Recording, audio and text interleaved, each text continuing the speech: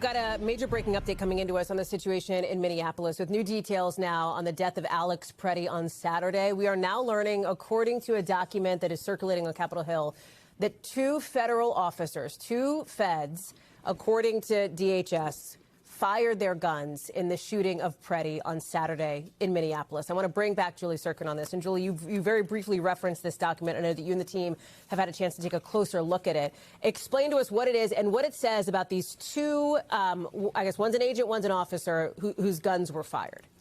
Yeah, so that seems to be the new piece of information that we learned from this document, which, just to be clear, this is not a result of lawmakers up here asking for more information or asking to be briefed. This is actually standard protocol when there is an in-house death, as it's called, a death that was caused by federal officials, by agents. In this case, of course, we know that that happened in the case of Alex Preddy on the ground there by ICE agents in Minneapolis. And so this document was transmitted to the relevant committees, the committees with oversight of the Homeland Security, department committees with jurisdiction over judiciary writ large, Hallie. And so in this document, there's a bunch of information. Some of it we know to be untrue based on all the angles of that video that we saw. And one key piece that you mentioned is that two officers fired their guns during the struggle. It also says that the report states the encounter that an officer yelled, "He's got a gun," multiple times. And then approximately 5 seconds later, this Border Patrol agent, it says, discharged his CBP-issued weapon.